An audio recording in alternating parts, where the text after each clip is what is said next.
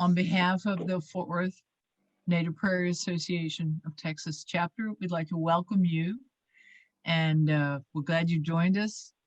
We're all really excited about this presentation. I'd like to remind you, please, to mute yourself and have your video turned off during the presentation.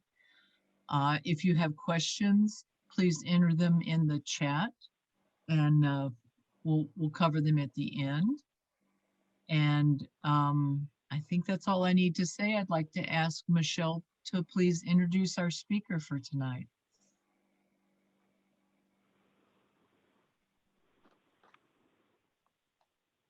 You're muted.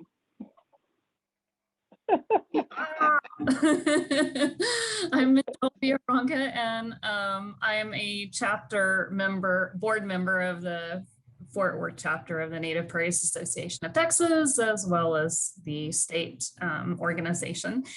And Christina and I work together for the City of Fort Worth Park and Recreation Department. Christina and I started our jobs pretty much about the same time as park planners for the Parks Department. And we get to do all kinds of stuff, some of it not so fun, some of it really interesting and fun. But Christina, we bonded right away on the first day that we met because we both are native plant enthusiasts and know quite a bit about native plants. Christina was working in Austin for a consulting firm as a landscape architect. And with that, she would take her knowledge of native plants and herbal remedies, and she would go to sites and look at the native plants, and then she could theme some of the projects. So some of the projects that she worked on as a landscape architect, she was able to theme how the sites were built out using her knowledge of native plants. And so she moved up to Fort Worth with a job with the Parks Department, and she's using that knowledge for our parks. And so I think it's really great to have myself and Christina working for the Parks Department, because we have that eye towards the native species, and that can help inform us and help guide on policies. So with that, I introduce Christina Moon, landscape architect, park planner, and native plant specialist and herbalist. Thank you, Michelle. Yeah, so I'm those things. I'm also a certified arborist, so I think you can just call me a plant nerd. All right, so the goals of this presentation is, in everything I do, I want to encourage people to just enjoy where they're at, the place where they're at, and to be a better land steward tomorrow than they are today. And this quote, I've always loved this quote. Baba Diem was a forester. In the end, we will conserve only what we love. We will love only what we understand. And we will only understand what we are taught. So anytime any native plant people can open your mouth and speak, do it. So and my goal for this presentation is to just inspire you to learn more about herbalism. And so I'm going to tell you a little bit about a lot of things. All right, so in this presentation, I'm going to give you a very quick overview of herbal traditions, give you some resources, give you some ideas, things to try to incorporate herbs into your daily life. We're going to talk about herbal properties, and then we're going to go through some native medicinal plants. And then I'm not on video because I was scared I'd lose my connection, but I made videos of some demos of making a glycerite and then pressing a tincture. All right, so many things to learn about herbalism. And the first thing is there's always more to learn about plants.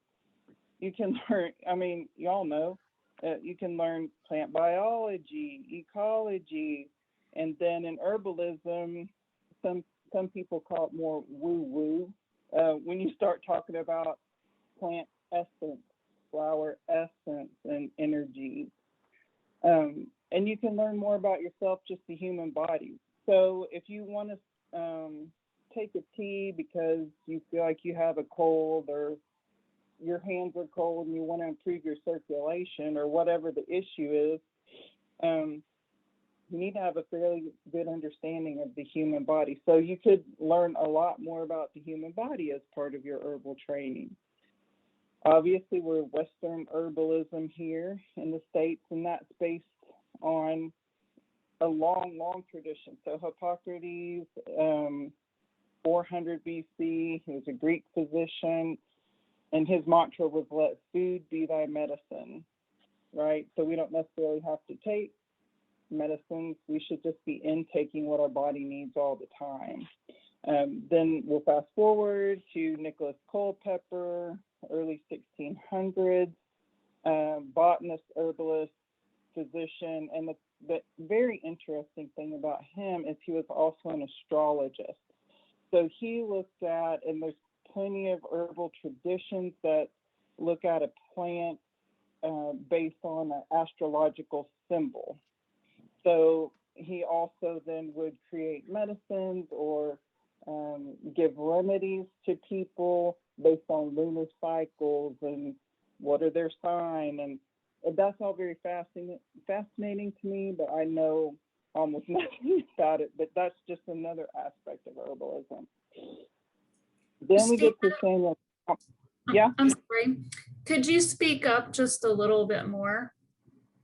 Okay. Here, I'll try to put thank you. face. I'm having hard hearing too. Okay. Is this better? Any better? Keep going. I think so. Am I gone? No, keep talking so we can see if it's getting Okay. better. Okay. So Samuel Thompson, he was a self-taught herbalist.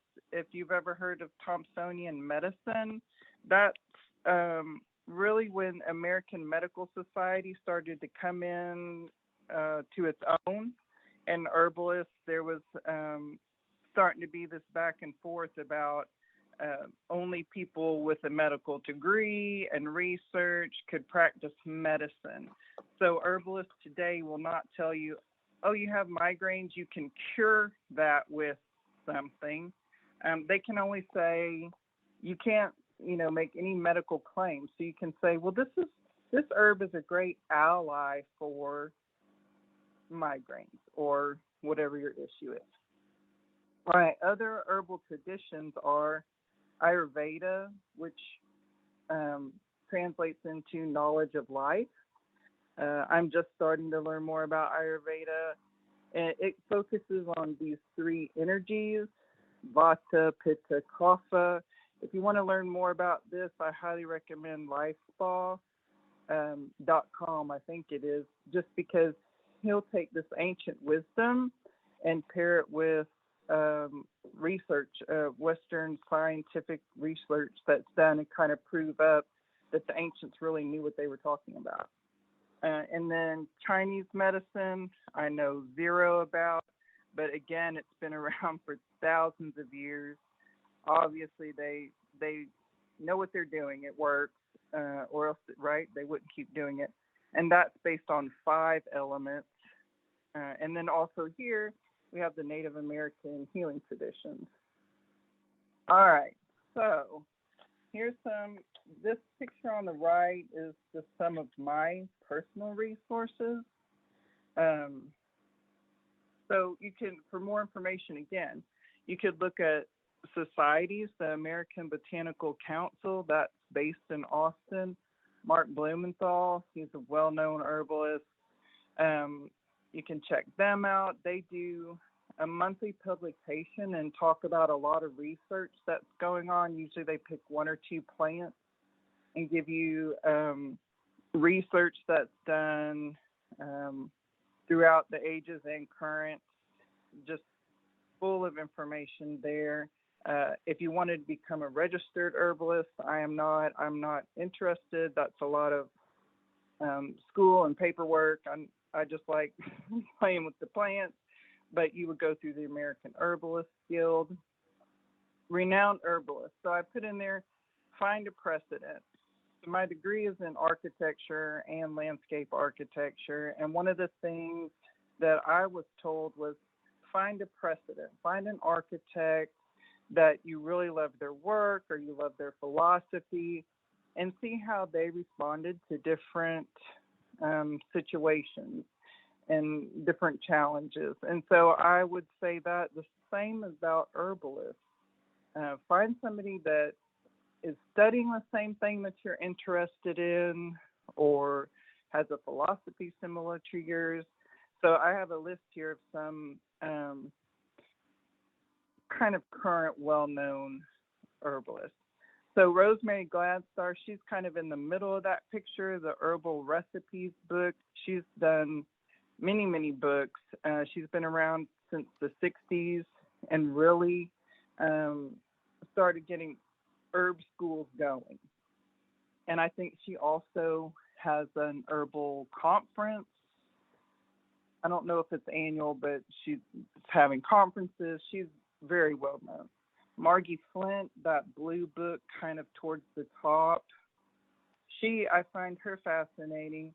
So while all herbalists would do some body reading, if they were a practitioner, even if you're just trying to help your friend, you would, maybe look, your friend has bags under their eyes, they should maybe be drinking some oat straw tea or different, you can just look at a person's physical self and make some quick assessments.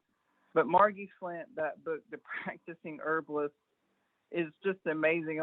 Crow's feet indicate this. A droopy eyelid indicates that.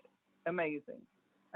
Dr. Low Dog, she started out, she's a Native American. She started out as an herbalist and then became a medical doctor. And that's really awesome because she can talk to both sides, both traditions. Dr. James Green, I don't have anything with Dr. Low Dogs, but she has I'm trying to remember what the name of her, she has an online school. I'm looking to see, I didn't write. She has an online school. You can just look up Dr. Low Dog and tons of information. James Green, he focuses on men's health, that book down on the far right corner. And then here's my precedent, the one I love. I think my husband gets sick of hearing about, well, Juliet says. So Juliet de Barclay Levy, what speaks to me about her in the 1930s as a woman, this is pretty amazing, was studying to be a veterinarian. And I don't know if she ever graduated, but she became very disenchanted with how much the medical community accepted a certain amount of disease. And so she learned from traditional healers around the world. And a lot of that information, Mexico, the Gypsies, Greek, don't write it down. It's just traditional medicine. And so she has several books, that little yellow book at the top right. She wrote down a lot of remedies and her experiences. I have tons of experience just using herbal remedies on my dog. And personally, the reason I like sharing those experiences with people, whereas if I give Michelle, which I've done before, some teas, she could maybe have a placebo effect, right? I told you it's going to happen but with dogs or animals, it's purely physiological, which to me points that yes, herbal remedies do work. All right, so if you wanted more information and see what kind of specialties there are, any of those people could probably get you going in a million different directions. There's current teachers with online classes. Nicole Telk, that was who I studied with in Austin at Wildflower Herbal School of Medicine. I don't remember the whole long. We'll talk next about the Firesider lawsuit. Dr. Patrick Jones his school is the Homegrown Herbalist. Again, I'm very interested in him because he's a trained and practicing veterinarian. He also had 11 kids, I think. A lot of them, they weren't all his, how you say, he adopted a lot of kids. But the thing too about him is, right, he has a lot of practical experiences with bumps and bruises and earaches and all kinds of things. Michael Moore, he died several years ago. He was my teacher's teacher. His school is called Southwest School of Botanical Medicine. And while he no longer teaches, his wife has left up his website. And I will tell you, it's not a fancy website, but if you want to know something about a specific herb, you'll find in there, we call that a monograph, when you write a big long paper about all the things you've learned about that herb. You'll get more information than you can handle. So I don't know the website, but just if you Googled Southwest School of Botanical Medicine or Michael Moore herbalist, you'll find that. Paul Bergner, he is the thing I love about him is he talks a lot about pairings. So while you could take, for an example, Scutellaria skullcap is well known as a sleep ally. But just a warning, if you try some skullcap tincture, some people it really boosts your energy. So just if you want to play around with Scutellaria, maybe do it on a night that it's okay if you end up staying awake. But Paul Bergner and his pairing, so he would tell you, hey, if you think Scutellaria works good, add some passiflora with that, some passion flower, and it's not twice as good, it's 10 times better. So pairings, and his school is Acorn, I think it's Acorn School of Herbal Medicine. Some great books. This one is fairly new, The Wild Remedies at the top. Rosalie De La Forta and Emily Hahn.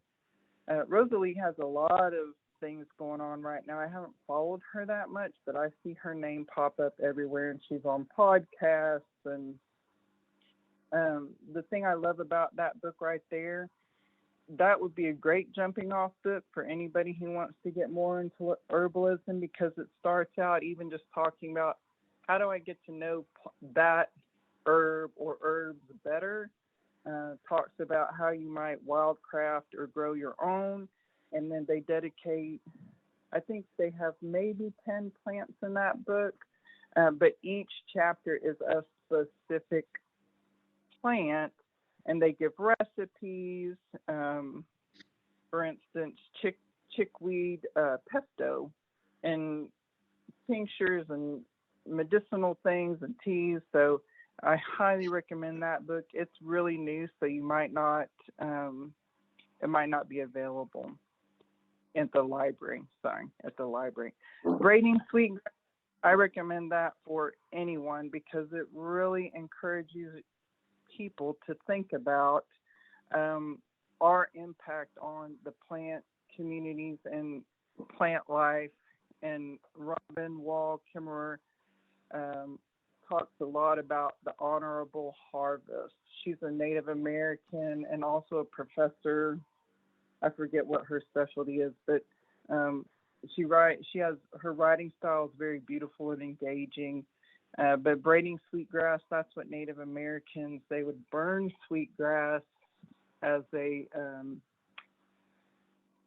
during celebrations to honor the earth and to be thankful for the bounty, all the bounties they receive. So, and then the rest on my table there, on the bottom left, there's plenty of festivals and conferences everybody does online these days. So you might even just look up herbal conferences. Moonflower was in Austin. My teacher ran that one. I don't know if it's going to continue to happen. Well, who knows? At the bottom, though, that catalog. So Mountain Rose Herbs if you want to just start trying some different herbs, you should definitely check them out because they sell bulk herbs. They sell supplies like bottles and droppers, clays for if you're making a poultice or other remedies. Check out their website for sure, though. They have a podcast, but they have on their recipes and they have more information about different herbs. And the website's really beautiful. All right, so fire cider. Fire cider, so this was one I made a couple years ago. Could you Is a speak up, traditional please? You what? A little bit louder, please. It's hard to hear you. I don't know if I can get any louder. I'll try. Okay. Fire cider is a traditional remedy. It's been around, we don't know how long. Rosemary Gladstar has it in her books, dating from the late 60s, 70s. In the early 2000s, there was a company that started and trademarked fire cider. Some herbalists spoke up and said, hey, you can't trademark a traditional remedy. In the end, the trademark, they lost that lawsuit, which is good because otherwise, unless you wanted to risk being sued, you wouldn't be able to make fire cider for your family, which would be a shame. So this picture here shows one I made. It's everything that's hot and spicy. So you make this in the fall, early winter to help against, just to boost your immune system, you know, before cold season hits. So it's everything hot. It'll heat up the body, get your blood circulating, get your immune system, you know, kind of on high alert. And just when you heat up your body, you naturally can kill some bacteria. So in this is just a jar full of horse herb, ginger, onion, oregano, chili piquin, those little red, lemon. You can put any, like I said, anything hot and spicy. Fill the mason jar, then cover all your ingredients with apple cider vinegar. Let it sit for traditionally 4 to 6 weeks, and then you would just strain off your liquid and drink the vinegar, and there you go. You've got your winter remedy. I will tell you the fun thing we did when we made this in class is we did it on a full moon, and then we went and buried the jar in the earth, and then came back to the beginning of the next lunar cycle, and then strained our tincture there and our vinegar and drank it up. All right, so try to start incorporating some herbs into your daily life. So this is my pantry. You can see all my herbs there. I've got some smudge sticks, tinctures. So at the darkest place I can find in my pantry is where I put my tinctures that are brewing. So ways that you can start incorporating herbs into your daily life. You know, when you're out in nature, just use your eyes and see what's out there. Soon we'll be having a lot of goldenrod.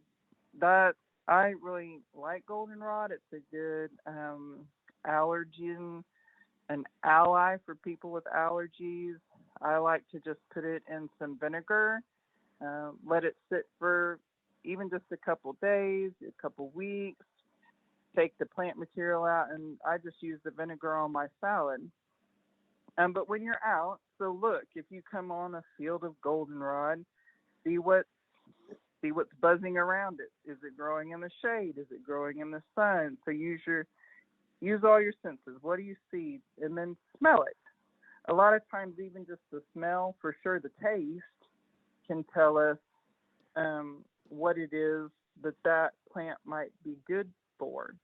But smell it, touch it, be careful, poison ivy. I'm looking at a rash I have on my arm right now.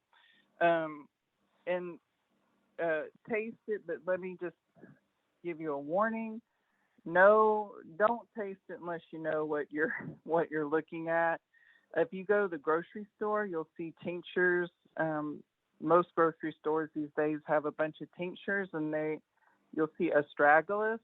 However, our native astragalus is highly toxic. So really know your genus and species before you start tasting some stuff.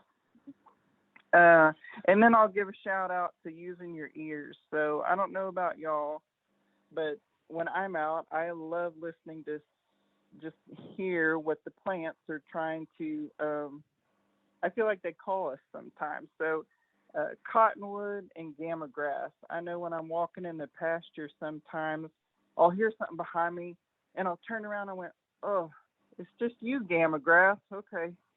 And then cottonwoods. I love cottonwoods. It's like a babbling brook, right? But there doesn't have to be any water there. So cottonwoods, I feel like a lot of times the plants are calling to us and want us to just take notice. And then, so my other suggestion is just maybe pick 3 to 5 herbs at first.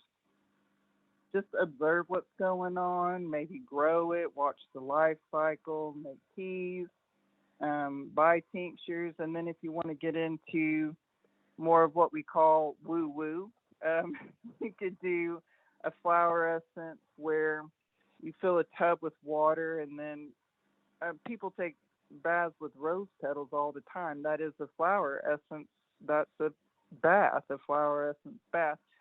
And just really surround yourself with the plant. All these are great ways to start just trying and learning more about some specific herbs and get to know them really well. My suggestions for ones to try would be, because they're super easy and they grow and they're available, is rosemary, aloe, yarrow. Yarrow is one of my favorites. It's called the warrior plant. Achillea, what's the last name? I don't know. Achilles, though, is what it's named after. He was a great warrior until he wasn't. But Romans carried this plant with them into war because it has so many properties and healing attributes to it. So I would suggest trying rosemary, aloe, yarrow, lemon balm, and then grapes. I mean, just grapes are fun, plus you can eat them. And I want to just mention, while we're talking about grapes, another way to look at plants is we call it a doctrine of signatures. So if you think about a bunch of grapes, it's a bunch of lumps all together. Well, one thing that we use grape leaves for are things like polyps. And polyps can be a bunch of clusters, almost like grapes. So doctrine of signatures is just also interesting. A lot of times when you see a plant, you might just try to guess looking at it, what might this be good for based on what it reminds me of in the body. So yarrow is also helpful with lung issues. And you can think about all those little capillaries when you look at a yarrow leaf. Mullein has a lot of remedies with the spine, and that big long stalk kind of looks like a spine. All right, properties, taste, actions, energetics. These are almost the same. So if I talk about the properties or actions of an herb, it's telling you what it's helpful for. So a good example is an astringent. Astringents like rosemary tighten and tone. That's its action, is it's astringent. And in this case, it's also a taste. You can taste something, and if you've ever tried rosemary tea, it'll dry your mouth out, and you can just tell that it's astringent. Energetics is more, you might think of energetics more people who use crystals. They're really drawing on the energy of that plant, but you can also, it's not just crystals, you can associate it with plants. I wanted to say too, that picture on the bottom, don't negate that sometimes there's healing just being in a place. So I know I took that photo there just west of Houston at the Atwater's Prairie Chicken Refuge. It was a very stressful time in my life. I was on my way to a meeting, but I made sure I left some time, an hour, and I kind of ran through real quick that coastal prairie, and it was so worth it and very healing. All right, here's I think what most people are interested in, just to learn a little bit more about what we can use these native plants for. So allergy allies, some great ones: ragweed, goldenrod. And with the ragweed one, let me just say, if you are super allergic to a plant, or you just question mark of, I don't think I should be around that plant, then don't. Check with your doctor. They can give you all the medical information you need, and just keep you safe. But if you know your body and you know it's probably okay for you to try ragweed, you might give it a try just to see. Ragweed, goldenrod, great allergy allies. I'm going to make a glycerite with ragweed. And you'll see that video here. Digestive allies. So this is kind of these have 3 different properties, actions. Purslane and Turk's Cap are what we call mucilaginous. It moistens tissues. If you take Turk's Cap, cut the leaves, you can eat the flowers. They actually have a really good flavor. So you can cut up the leaves and put them in water, and after a couple of hours, you'll see this kind of slimy stuff on top. In our American diet, we don't get very much. We eat a lot of drying things, and so things that are mucilaginous are really great digestive allies. I think nature a lot of times is screaming at us, try me. Purslane's in the cracks of the urban areas. I think it's saying, try me, I can help. Juniper, this one is very astringent, but the berries, or the fleshy cones, actually, of the juniper are great for helping digest meat.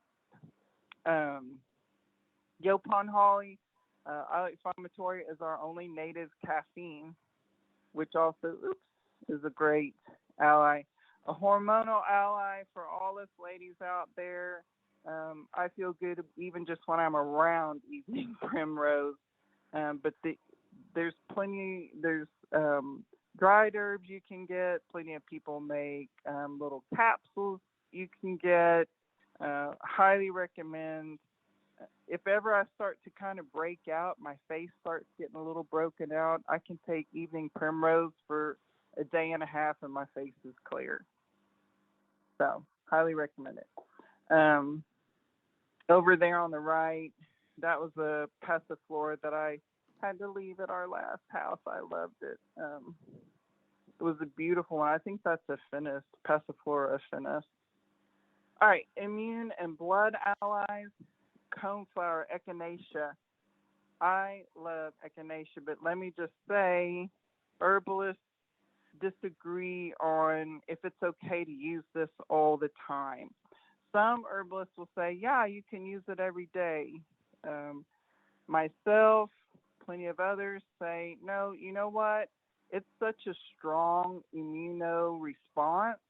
It really boosts your immune system's response that you should really only use echinacea if you've had a cold that's hanging on for a long time, or if you know you're about to go see grandkids, or or you're going to the dentist. You might take echinacea to boost your immune system, just that little extra bump. Chili pecan, if that's our only native capsicum. Any of the capsicums are great to improve your circulation because it, again, heats up your body, which also then helps deter bacteria and other things entering your body. Prickly pear is used a lot with diabetes. Sleep allies, I talked about this with the pairings with the passiflora and the scutellaria. And then spiritual and grounding allies. So all of these herbs aren't, it's not that you only use passion flower to sleep. So I just use these as the general what I use them for, but they are multifaceted. And roses, I think, fulfill maybe almost all of these allies, but I think generally it's used for spirit soul as a spiritual ally. Vervain, Verbena hallei, is used a lot for people who are going through sexual trauma. Bee balm is also very grounding, and you can use it as an oregano substitute. But bee balm, if you have a tea with it, if you have some in your yard, you might go bring some in and make a pot of tea. It is very downward moving. It moves the energy in your body down, and it could make you sleepy, but it's more just grounding, like bringing you back into yourself. I don't know about you, but I've had plenty of times when I felt like, wow, I'm just disconnected from my own self. And that's what I mean by grounding. Wound allies, again, yarrow, the warrior plant. I love it. The interesting thing about yarrow, it's used as a styptic, but it can also increase blood flow. It's amazing. It kind of knows what your body needs. And then oak, cottonwood, elm, willow. Mostly use the bark, but let me say something about oak. I want everybody to kind of think about being in a prairie and you come up on a single cedar elm. Like, what are you thinking besides, oh, thank God for some shade? But like, how do you feel versus if you're walked up to a single oak? For me, that's just the majesty of an oak. It's very majestic. A lot of herbalists, really, it's mystical, almost, oaks are. And so some herbalists will not use it at all. Personally, I use it as a wound ally and never fails me. But I don't use it for everything. And I also practice the honorable harvest. So if I'm wanting oak, I don't just go out there and cut it. I kind of sit and evaluate the situation. Is it okay for me to take this piece of oak for my own purposes?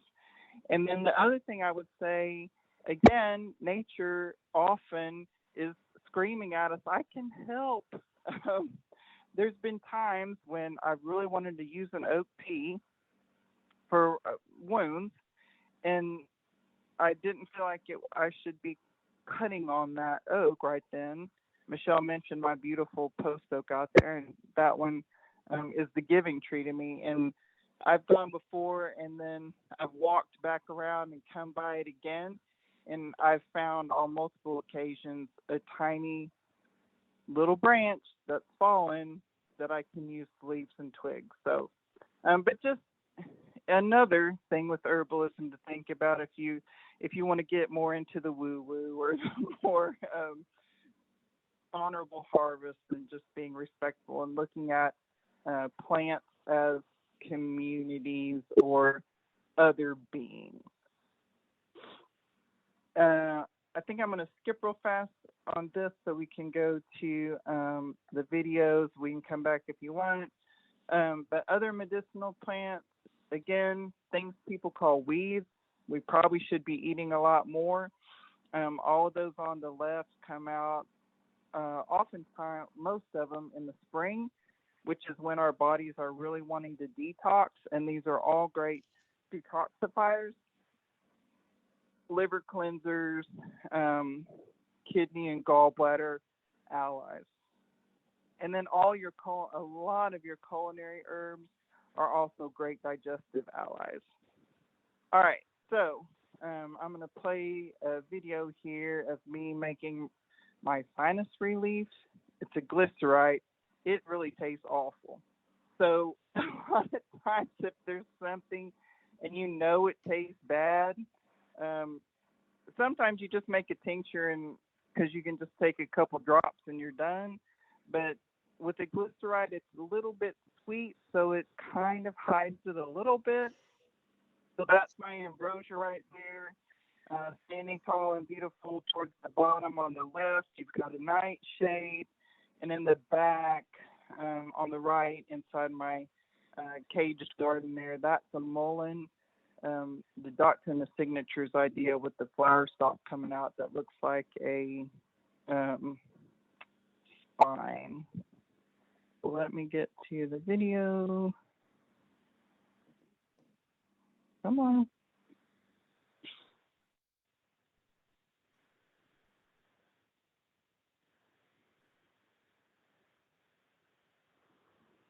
Welcome to my kitchen. I'm fresh from the garden. I'm going to show today a sinus remedy that's a glycerite. So I'm going to talk about glycerites real quick. Different plants are, the constituents are pulled out better through different media. Some are pulled out better through the glycerite. Some are better. In here, I just use a vegetable glycerite. From alcohol, and some even respond differently to different alcohols, brandy versus vodka. It's kind of fun to experiment and just see. And it's also a flavor thing. Michelle, it's really scratchy to hear you. It's really hard to hear you. So for this one in particular,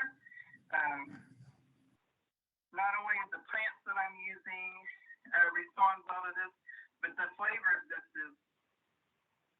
it's strong. So I try to make it a little more palatable by putting it in a glycerite. So what we have, I'm probably one of the few people in Texas who was so excited when this little plant, see if I can bring it up there, showed up in my garden. Ambrosia, ragweed, just showed up this year. I didn't have any on my property. So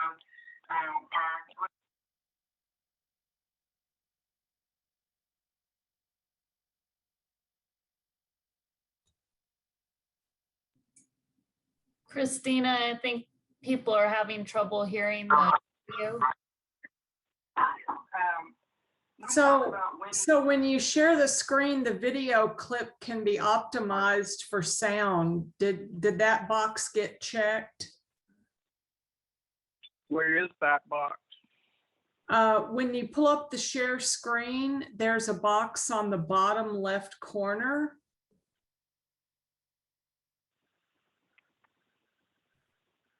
I'm trying to get there. I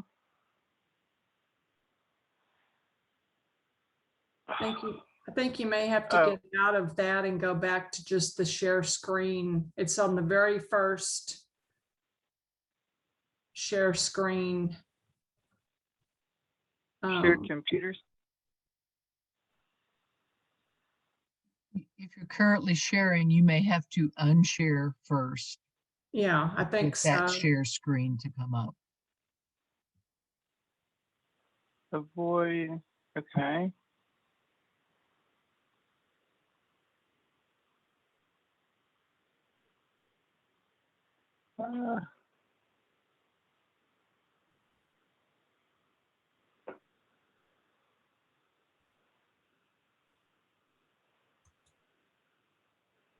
All right, we'll try it again.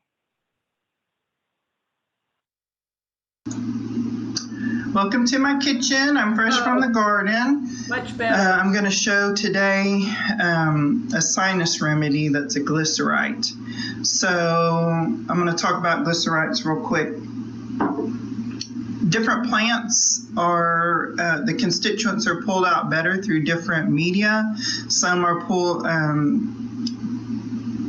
out better through a glycerite. Some are better, and here I just use a vegetable glycerite, from alcohol, and some even respond differently to different alcohols, brandy versus vodka. It's kind of fun to experiment and just see, and it's also a flavor thing. Oh, and another media would just be water. That's what teas are. They're pulling out constituents. So for this one in particular, not only the plants that I'm using respond, the flavor of this it's strong. So I try to make it a little more palatable by putting it in a glycerite. So what we have, I'm probably one of the few people in Texas who was so excited when this little plant, see if I can bring it up there, showed up in my garden. Ambrosia, ragweed, just showed up this year. I didn't have any on my property. So our glycerite is going to have ambrosia, yarrow, achilles, and rosemary. I did not have any, well, I have some fresh rosemary, but my plant is small. So I've got some dried rosemary here. Let me talk about when you should harvest certain plants. So right now on this ambrosia, I pulled roots and all. So you can use the whole plant. You know, I could wash the roots off and use the stems and the leaves. It's your preference. Something like this that's weedy, I would say, you always want to use what has the most energy at the time. And right, ragweed is growing like crazy right now, so the energy is in the leaves. And since there's so much, this is what I started to say. Things that are weedy like this, and you don't mind if you know, some plants I might feel bad if I only use the leaves and left all the rest of this unused. But ragweed, let's just use the leaves. Same as yarrow, you can see it's it'd been flowering. Here, I'll show my tabletop here in a second. The energy's not really going towards the flowers anymore. But we're going to go ahead and use the flowers and definitely use the leaves. I like using the stalks. So there's that. And I used, again, we can use whole plants, so I came in with some of the root as well. So what we're going to do first to get ready for this is we're going to take the leaves that are browned or that maybe have little visitors on them, some bugs, or maybe some what do you call this, what bugs lay? Little eggs. We're going to get rid of that stuff. Since this is for a medicinal use, right, we're trying to help our body and have allies to our body. We don't want to give it, we want to give it the best of the best. All right, so I've kind of prepped the plants. So here we go.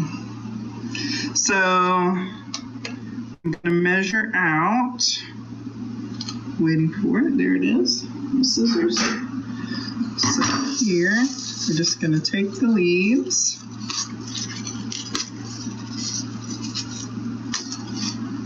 Make sure you can see all this.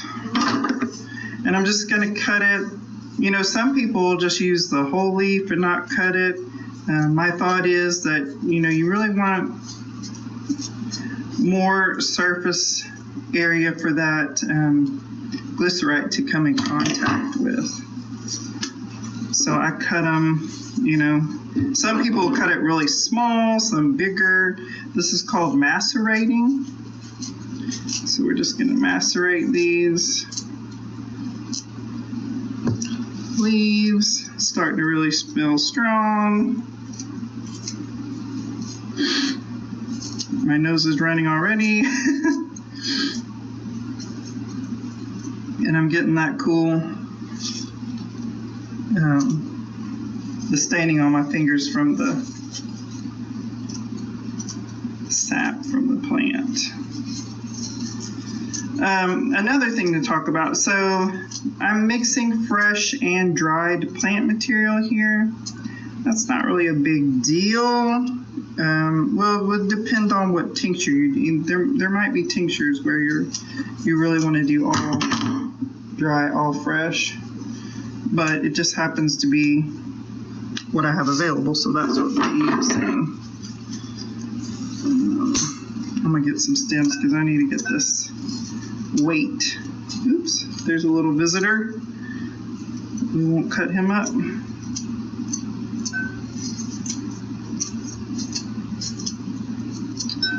So it takes a lot of plant material sometimes. And while I'm thinking about that, let's just talk about use of plant material. I like essential oils. I enjoy using essential oils at times, but I just want to throw it out there that maybe there's something better sometimes than an essential oil, just because it takes a lot of plant material to make 1 ounce of essential oil. Okay, there we go. Now we got what we need there. So please, in my mind, please use essential oils as needed. And just remember, I'm trying to remember how many pounds of roses it takes to get 1 ounce. Something like 60 pounds of roses. Okay. I digress. So I'm going to kind of pack it in here. And then now I need to do my yarrow. So here, let's see, we have another visitor. So I would like to, even though the flowers probably don't have all the energy that you would prefer, the plant is still sending some energy up there to make the seeds. So we're just going to cut this up, and I'm going to cut the leaves.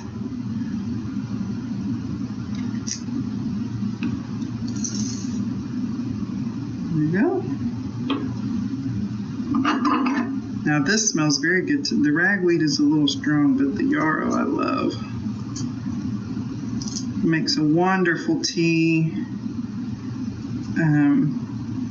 I use yarrow tea quite a bit on my dogs because they're always getting scratches, or I'll put some other root in there too. Bug bites, so yarrow draws out. It does a lot of things, actually. It's quite phenomenal. And so the name Achillea, from Achilles heel. Okay, that's all I needed, yarrow. The warrior plant, the Romans carried this off into war with them because it is a magic plant. It can stop blood flow, it can encourage blood flow. And now I have some extra here for making tea later, which I almost always need. And it tastes okay. But yarrow, to me, we'll talk more about it. Great plant. Okay, so here's all my herbs ready to go. And then I'll probably we just want to cover this. Make sure this gets covered in the glycerite.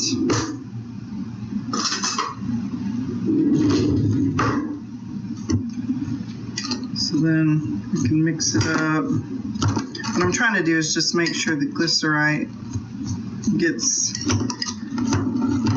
through all the plant material there. And then we always want to make sure all the plant material is covered in our media. So I didn't realize how low I was on glycerite, so I might actually need to get some more before this is 100% finished. Well, we might make it. So you don't want to leave parts of the plant material sticking out. That's where your mold can happen. Even though these are all highly antimicrobial, antibacterial, they're going to resist it quite well. So I think I'm pretty well covered there. And where's there it is, my jar topper. So this just helps press down the plant material so we're not getting oxygen on, the plants aren't coming up on top, and it'll bubble and gurgle. And so then, here's my lid. So we're done. Typically, you let this sit a moon cycle, depending on, your preference, how you're practicing. Some people might only harvest plants at certain times of the moon cycle or certain times of year. Definitely, you should always harvest when the plant is at its most, at its strongest, right? Like ragweed right now. Yarrow would have probably been better with the look of these flowers maybe 3-4 weeks ago, but it'll still be, it's the warrior plant. I love it. It'll be fine. But anyway, so you could probably actually just leave this a couple days, but traditionally you leave it for at least 4 weeks. So here's my label. I already made my label, and it's got today's date. I need to put on here the amounts, but it's got ambrosia, achillea, rosemary. This is where I got it from my garden and from Sacred Root and Herb in Dripping Springs. So I need to add on there my quantities, and I need to add that it's a glycerite. But then just put your label on and check back in a month. I will show you, this is my one from last year. I will show you, I will take a taste and you will see my reaction. Maybe it won't be too bad, but it's strong. Whew, it's strong. But anyway, you can see that's the color it is. A nice dark brown, a little bit of green tip to it. So there you go. There's your glycerite. Now I'm going to have to go blow my nose.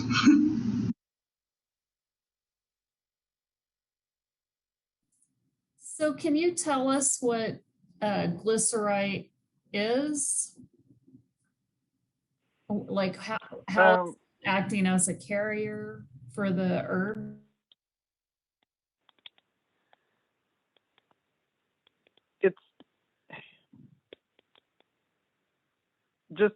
It's just from people doing it for so long. There's references out there that'll tell you, like valerian, it's not a native, but it's one I use quite often.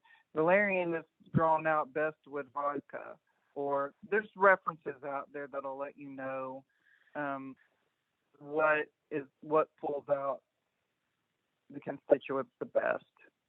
And water really is great, right? We make tons of teas, and that's what it's doing, is pulling out the constituents. And then I had another one where I was pressing. So say at the end of, once that sinus remedy is done, then I would be doing this where I'm going to show you how to press the tincture. And on this one, actually, I made it into a syrup.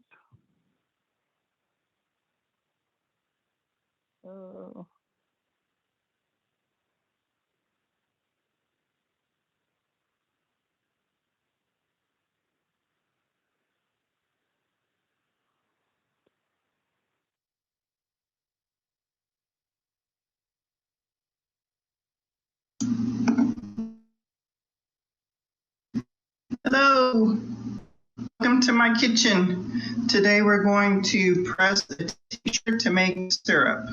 So I'm going to adjust the camera so you can see what I'm doing here. All right, so one of the first things I want to show is the label. You should always label your tinctures, your herbal remedies. And so this is peach, the leaves and twigs. I reuse the same jar, or I reuse the same label. Where I got it from my front yard, it's made in brandy. And this year I added some mimosa flowers that I got, and a whole peach. And you can make a syrup almost out of any tincture or tea or whatever you like by adding honey or glycerite. So if you have something that tastes nasty, which this does not, but if you had something that tasted yuck and you wouldn't want to drink it, then one thing you can do is make a syrup out of it. So I'm going to open this up. So I've got a bowl, a strainer, and I put a little bit of cheesecloth just to make sure that everything gets pressed out really well.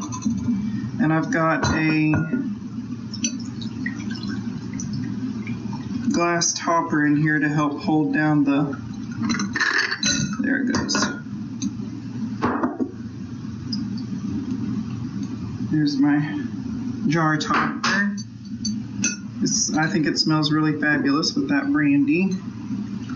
So you can see, here comes all our stuff. All right, so then we're just gonna press all the liquid out so we can get all the good stuff. So I press it a little. I don't want to ruin my strainer, so I press, and then the cheesecloth, I can pick it up and give it a really good ring. So there's also fancy gadgets you can buy that, you know, herbal presses, and I wouldn't mind having one. I just haven't made the effort to go buy one. So I still do it this way. You can squeeze for a long time. Let's see, make sure I got everything out of there.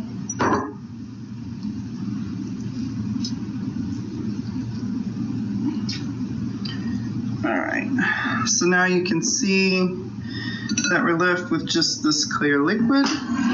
Well, clear. All the constituents are in there, everything we need to make a wonderful, I call this the summertime blues syrup, just because sometimes, although this year we haven't had it so hot, but at the end of the summer you're so just drained and wiped out, and this is just a nice little pick-me-up. You can have a couple teaspoons. Okay, so if we just had this right here as a tincture, but to make a syrup, like I said, we can add the glycerite, just any old, I use vegetable glycerite or honey. And so I highly recommend getting honey that's local. This is a local beekeeper. Shout out to Rancho Incognito.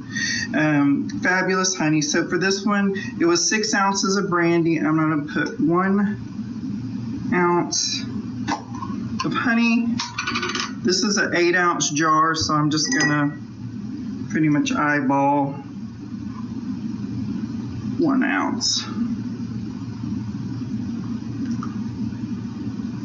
Let's see what we got. That's probably a little more, but good enough. About honey.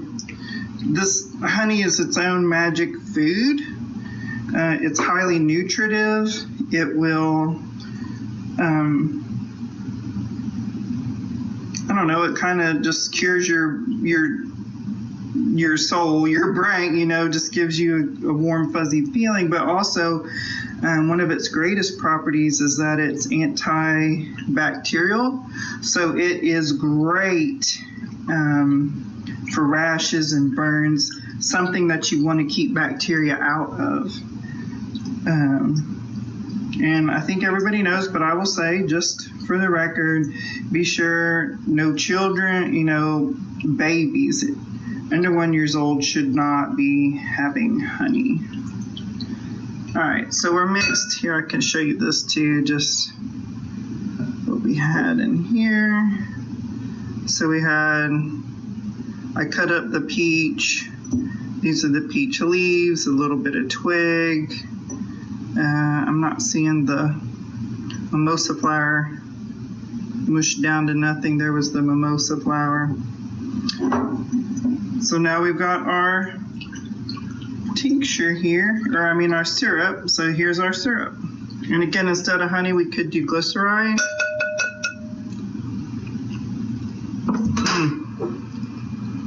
Delicious. So then I just store this in a cool, dark place in my pantry. And then I like just using masking tape because I know what I have here. And then we put the lid on and we're ready to go for the end of the summertime.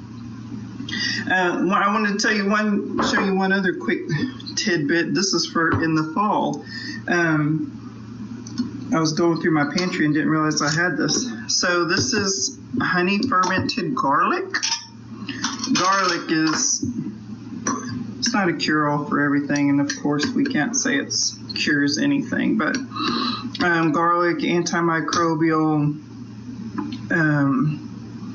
it's great for helping balance cholesterol, it improves your blood flow, all kinds of great things. So it helps kind of boost your immunity because it is increasing your blood flow. It's letting your body know that, hey, let's get things moving. So in the fall, I like to have this, right?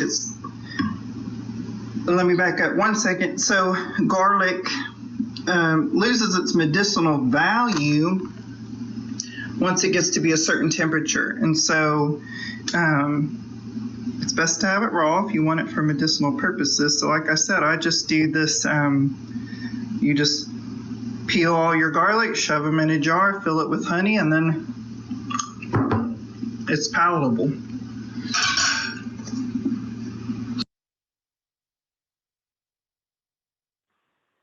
All right. Sorry we went over.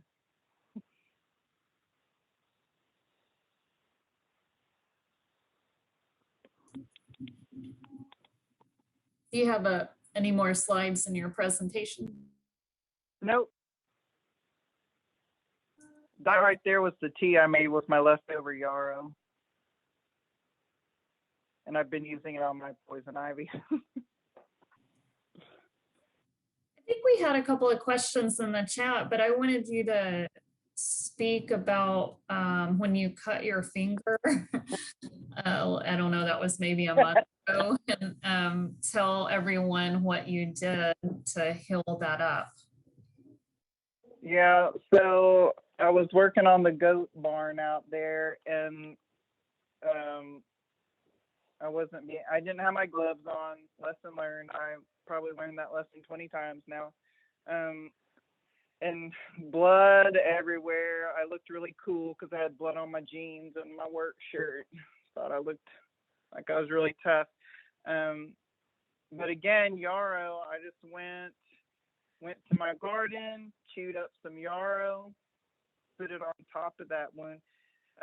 Another great one that probably everybody has in their yard is plantain. That's another one that you can just make a quick spit poultice, chew on that, and put it over your wound, a cut. It'll help. The yarrow is a styptic, so it stops the blood, and that's why I use that versus plantain.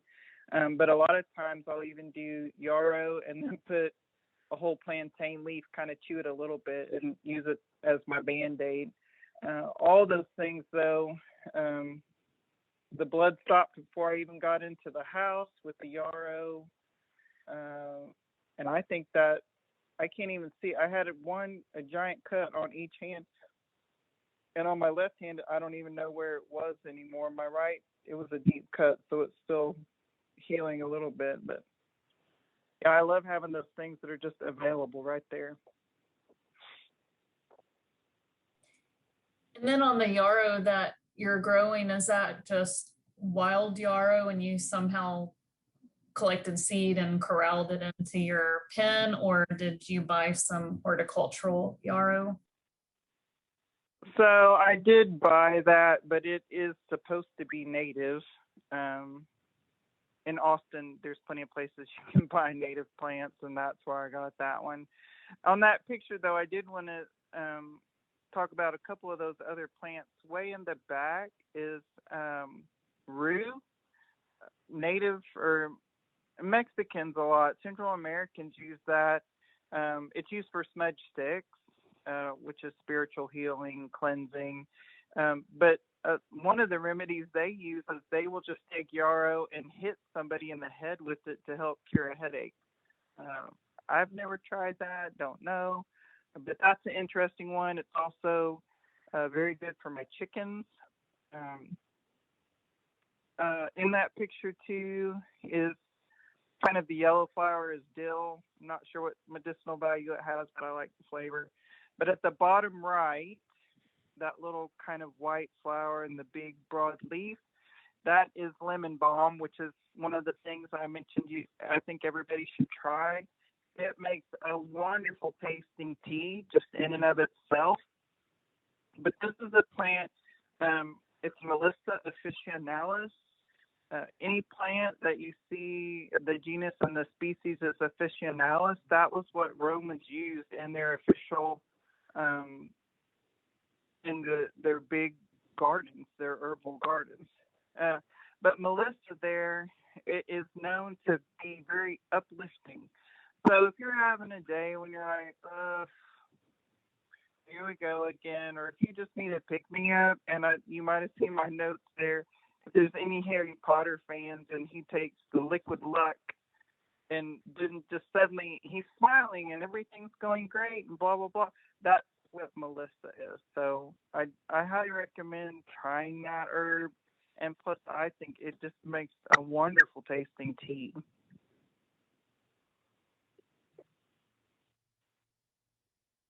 So we had more than one question about glycerite. What is it? And the relationship between glycerite and glycerin. So could you tell us a little about that?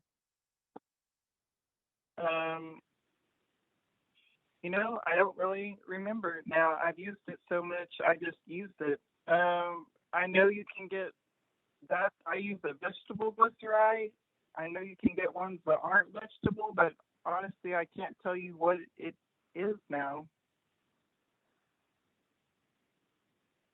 It's one of those, I use it so much, I don't even remember Is what it the basis is. at all?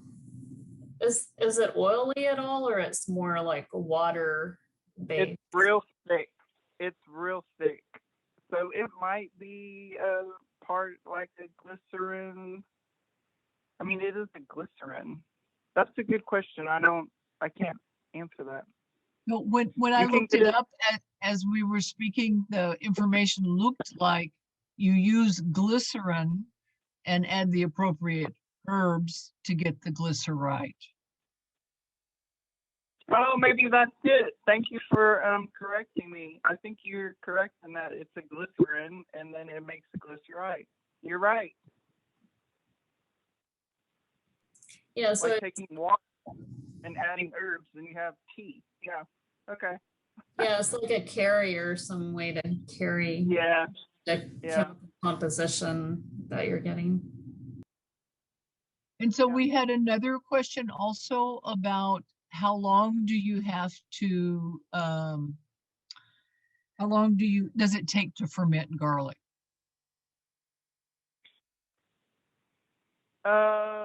That's a good question because I just do it kind of in mid to late summer, so I have it in the fall. But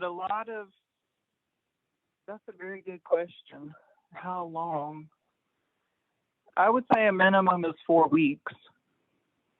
And you saw how dark the honey got. Like that started out as just the more golden honey, and it just gets that real dark. That's when I like to eat the garlic, is when the honey gets that dark brown color.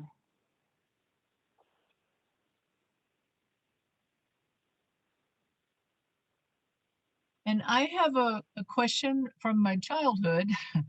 My grandfather used to go out, and I believe it was in the fall, and dig up the roots of the sassafras plant. Mm. Sassafras tea, which my mother was subjected to before I was. I have to say, by the way, it does taste great. I love sassafras tea, but I can no longer remember why we were drinking it. Do you have any ideas? So like Smilax is also in the is a sarsaparilla-ish, and you use it to make root beer, but that's also used medicinally. Smilax is used for like prostate, kind of supporting your hormonal, especially men's health, prostate. I'm not sure what kind of ally it is as far as your GI tract, but I just know it's mostly for men's health. Okay, thank you. Yeah.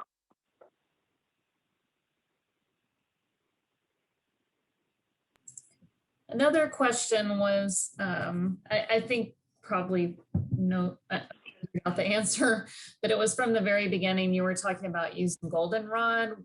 Were you, do you just use the flowers or just the leaves or both? Or does it depend on what you're concocting? So I would say goldenrod is a whole plant again, and it's kind of like the ragweed one where I said in the video, there's so much of it. If you just want to use the flowers because that's where most of the energy is, and plus it makes your vinegar be this really beautiful golden color. Personally, I just use the flowers because it's so prolific. But if you're feeling, if you maybe have a small stand of solidago, use the whole plant. But I personally just use the flowers. Okay.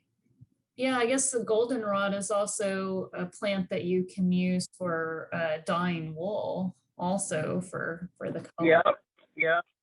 But be careful. Like, I don't know that I would ever wildcraft that I would harvest, because goldenrod is a great phytoremediator.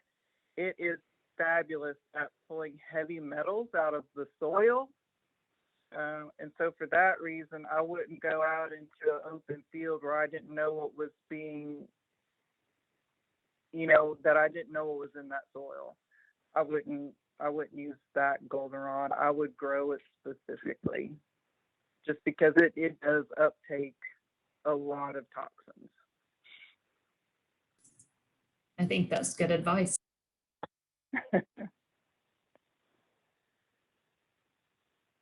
And then we had a discussion on chat of what did you mean by woo woo?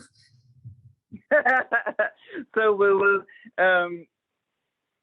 because there's a lot of people that,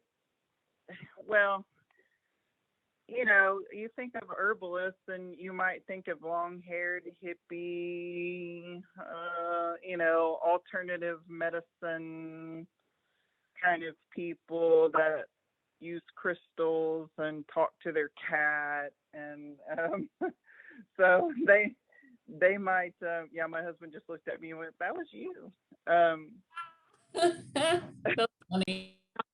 But woo woo is just more thinking about, I'm gonna go talk to that plant, what I was talking about, how I asked permission from the plant, and it's more psychological than physiological. Woo woo is Out there.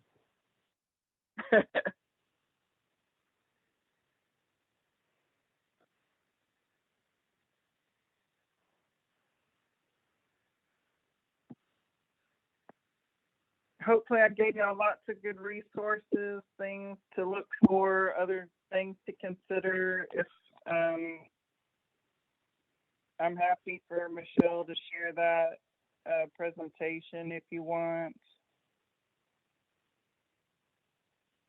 I think what you've left me with is the idea of the depth and the complexity of using herbs.